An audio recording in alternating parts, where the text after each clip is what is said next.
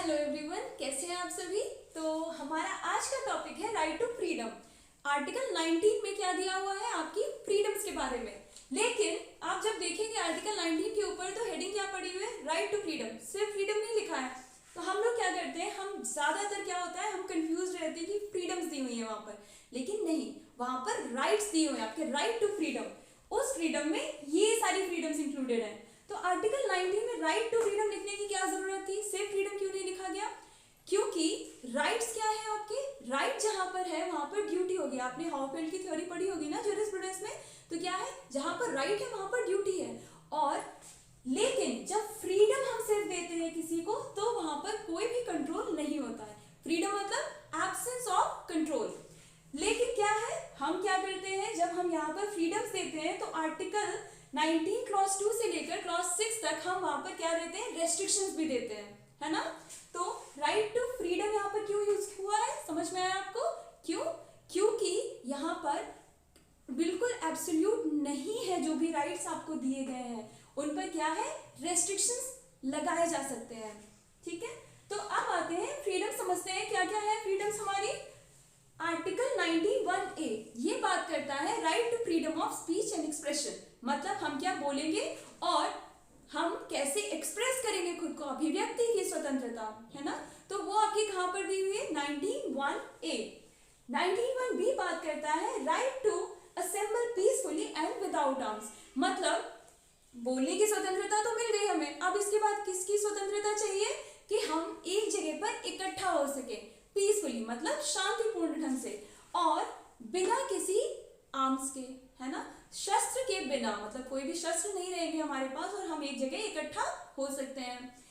अब आया 91C। तो ये क्या बात करता है, राइट टू फॉर्म एसोसिएशन और यूनियन और कोऑपरेटिव सोसाइटीज। कोऑपरेटिव सोसाइटीज आपका 97th कॉन्स्टिट्यूशनल अमेंडमेंट एक्ट 2011 के द्वारा ऐड किया गया। ठीक है, पहले ये नहीं था। तो ये आपके कौन से 97वें कॉन्स्टिट्यूशनल अमेंडमेंट एक्ट के द्वारा ऐड किया गया है। ये आपका प्री का क्वेश्चन बनता है, उसमें ऑप्शन दे देते हैं कि 91C में क्या क्या इंक्लूडेड है, टू फॉर्म एसोसिएशन, यूनियन और या फिर तीनों। तो आपको हमेशा तीनों टिक करना है, बिकॉज ये भी अब आपके में इंक्लूडेड है 91C में। ठीक है, तो कोई भी एसोसिएशन आप फॉर्म कर सकते हैं या फिर कोई यूनियन फॉर्म कर सकते हैं या फिर कोऑपरेटिव सोसाइटीज को फॉर्म कर सकते हैं। ठीक है, 91D किसकी बात करता है आपकी, right to move freely throughout the territory of India. मतलब आप इंडिया की किसी भी टेरिटरी पर क्या कर सकते हैं, आप जा सकते हैं। कोई भी आपको उसके लिए अलग से कोई टैक्स देने की जरूरत नहीं है ना। मूव फ्रीली मतलब आप फ्री होकर के किसी भी पार्ट में घूम सकते हैं। लेकिन जो हमारे यहाँ इनर लाइन परमिट सिस्टम है उसके अंतर्गत आप कुछ ऐसी जगह हैं जहां पर आपको स्पेसिफिक परमिशन लेनी होगी वहां जाने के लिए।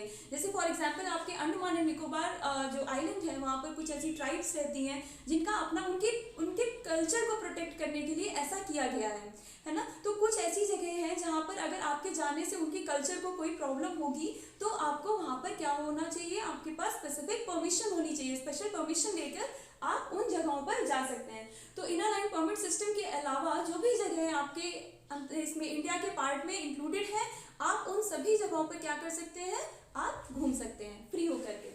फिर आता है 91E। 91E क्या बात करता है, right to reside and settle in any part of the country.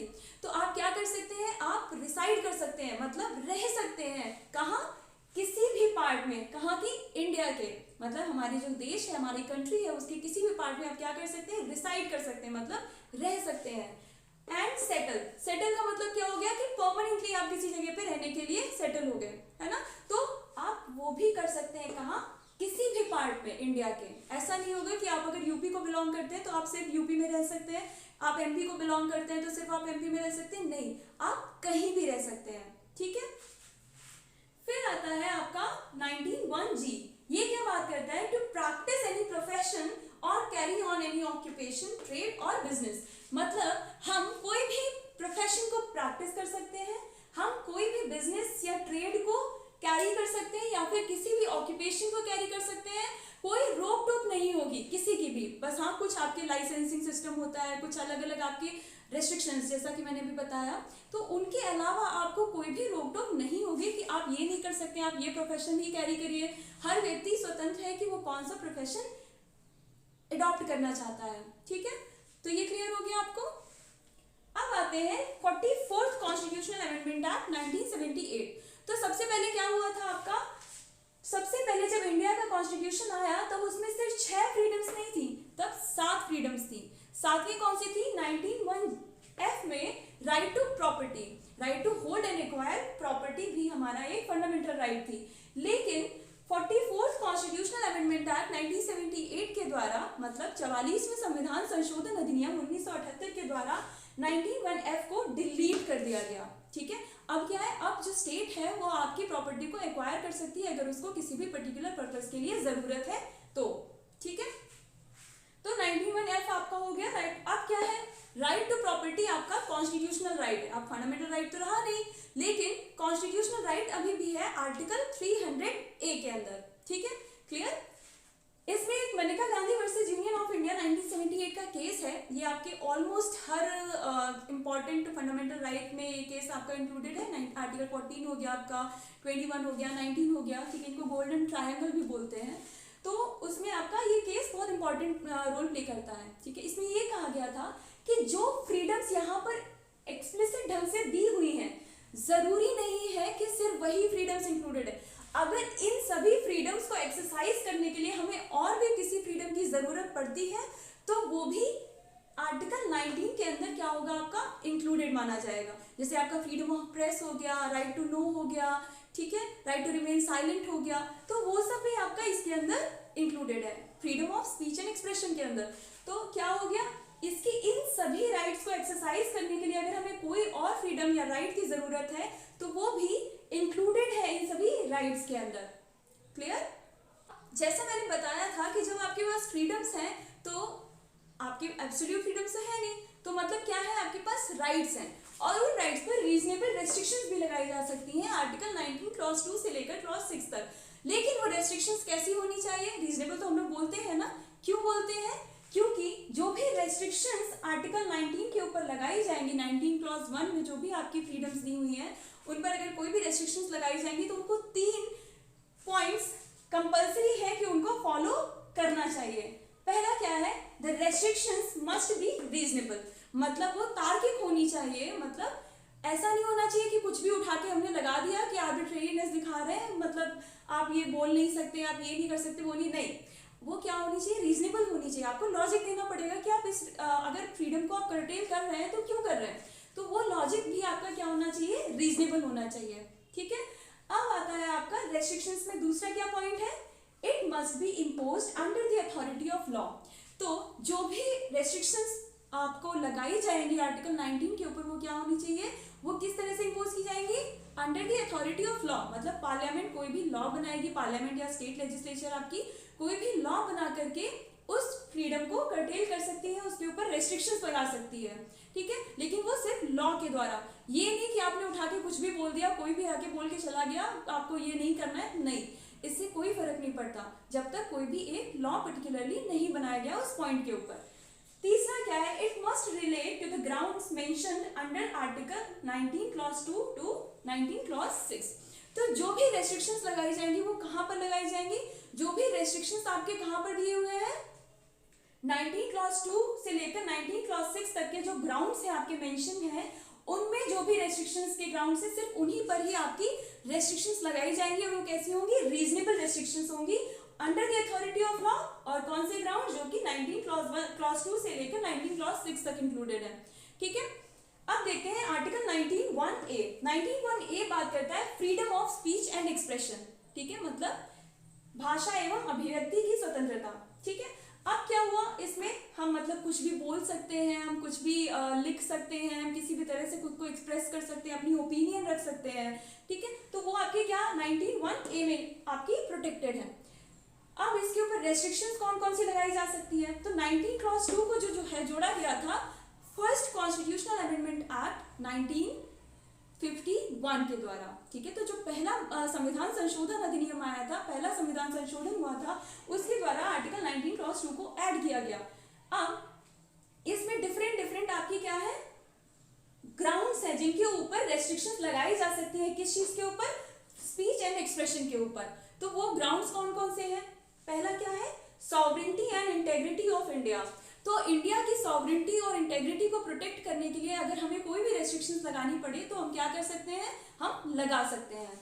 मतलब हम नहीं लगा सकते हैं, law under the authority of law, जो भी अथॉरिटी होगी ना वो लगा सकती है।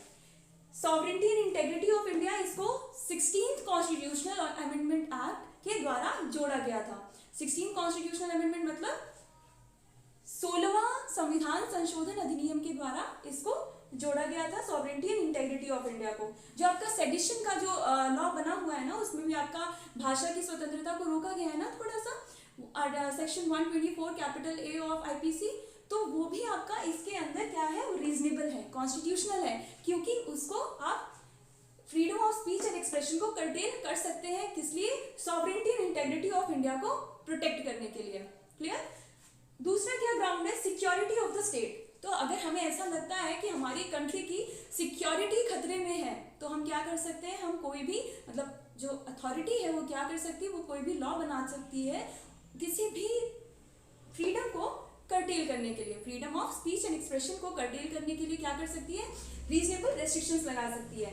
तीसरी क्या है condition, ground, friendly relations with foreign state. तो अगर हमारे फ्रेंडली रिलेशन है किसी भी फॉरेन स्टेट से, और अगर हमें ऐसा लगता है कि हमारी freedom of speech and expression के द्वारा उस फ्रेंडली रिलेशन को हम खराब कर सकते हैं, तो उसको प्रोटेक्ट करने के लिए भी क्या कर सकती है हमारी जो भी अथॉरिटी है, वो क्या कर सकती है, लॉ बना करके उसको भी रेस्ट्रिक्ट कर सकती है, freedom of speech and expression को इस ग्राउंड के ऊपर भी, friendly relations with foreign states. Next ground क्या है आपका, पब्लिक ऑर्डर। तो पब्लिक ऑर्डर मतलब कोई भी अगर आपको इन जनरल आपको कोई भी प्रोटेक्शन करना है या फिर कोई भी पीस बना के रखनी है अगर इंडिया में, उसके लिए अगर आपको ज़रूरत है कि अगर कोई भी पर्टिकुलर ऐसी स्पीच एक्सप्रेशन हो रहा है जिसके द्वारा क्या हो सकता है, पब्लिक ऑर्डर डिस्टर्ब हो सकता है, तो वो वहां पर भी क्या होगा आपका, इसको कर्टेल किया जा सकता है, रेस्ट्रिक्शंस लगाई जा सकती हैं। नेक्स्ट क्या है, डिसेंसी और मोरालिटी। तो ऐसे भी आपने लॉज देखे होंगे, आईपीसी में आपके कुछ सेक्शंस हैं जहां पर पनिशेबल है मोरालिटी के ग्राउंड पर, डिसेंसी के ग्राउंड्स पर, ठीक है, तो वो भी आपका इस ग्राउंड पर भी क्या किया जा सकता है, रेस्ट्रिक्शंस लगाई जा सकती हैं इस पर। नेक्स्ट है कंटेम्प्ट ऑफ कोर्ट, मतलब आप क्या कोई भी व्यक्ति कोर्ट की जो भी अथॉरिटी है आप उसके अगेंस्ट नहीं जा सकते, आप उसको कर्टेल नहीं कर सकते। अगर आप ऐसा कुछ भी करते हैं जो कोर्ट के कंटेम्प्ट में आता है तो वो क्या हो जाएगा, आपका पनिशेबल ऑफेंस हो जाएगा, ठीक है। जैसे आपका कंटेम्प्ट ऑफ कोर्ट्स एक्ट है ना, तो वो इसीलिए है, इसको प्रोटेक्ट करने के लिए, ताकि जो कोर्ट की जो अथॉरिटी है, जो इंडिपेंडेंस है, उसको हम प्रोटेक्ट कर सकें। नेक्स्ट है आपका डिफेमेशन। डिफेमेशन को भी आपका प्रोटेक्ट किया गया है। आप सेक्शन 499 500 ऑफ आईपीसी आप देखेंगे तो वहां पर आपका क्या है, डिफेमेशन एक क्राइम ही है, क्राइम भी है, एक टॉर्ट भी है, तो आप दोनों जगह जा सकते हैं। टॉर्ट में आप कॉम्पेंसेशन ले सकते हैं, क्राइम में आप जाकर पनिशमेंट प्रोवाइड करा सकते हैं उस व्यक्ति को जिसने आपके अगेंस्ट डिफेमेशन किया है। अगर आप किसी का भी रेपुटेशन को हार्म करने की कोशिश करते हैं तो वो डिफेमेशन कहलाता है, ठीक है। लिबल एंड स्लैंडर दोनों तरीके से आप रिटन फॉर्म में या फिर स्पोकन फॉर्म में, तो वो आपका डिफेमेशन भी आपका क्या हो गया, एक ग्राउंड हो गया स्पीच एंड एक्सप्रेशन को कर्टेल करने के लिए। मतलब आप उतना ही बोल सकते हैं कि किसी और की रेपुटेशन उससे हार्म ना हो, अगर होती है तो वो एक पनिशेबल ऑफेंस हो जाएगा, ठीक है। फिर आता है इंसाइटमेंट टू एन ऑफेंस। ये भी आपका एक ग्राउंड है कि अगर आपके कुछ भी बोलने या आपके भाषा से या फिर आपकी अभिव्यक्ति से अगर कोई भी ऑफेंस होने जा रहा है, आप इंसाइट कर रहे हैं किसी भी ऑफेंस को, तो भी क्या हो सकता है, आपकी भाषा एवं अभिव्यक्ति की जो स्वतंत्रता है उसे कर्टेल किया जा सकता है, ठीक है, उसके ऊपर रेस्ट्रिक्शंस लगाए जा सकते हैं। तो ये था आपका आर्टिकल 19 क्लॉज 1 और clause 2, 19 clause 1 and A, 19 clause 1A और 19 क्लॉज 2, ठीक है। अब 19 क्लॉज 1A में आपके बहुत सारे ऐसे अलग अलग डायमेंशंस हैं, वो हम नेक्स्ट लेक्चर में देखेंगे। जैसे आपका फ्रीडम ऑफ प्रेस हो गया, राइट टू नो हो गया, है ना, और आपका राइट टू रिमेन साइलेंट हो गया, और बहुत सारे ऐसे राइट्स हैं, हम वो सारे के सारे इसमें नेक्स्ट लेक्चर में ऐड करेंगे, फिर हम बाकी की फ्रीडम्स को पढ़ेंगे। आई होप ये क्लियर हो गया आपको। अगर कोई भी प्रॉब्लम है, कुछ भी नहीं समझ में आया, तो आप लोग प्लीज़ कमेंट सेक्शन में लिखिएगा, I will try to explain it. Thank you for watching.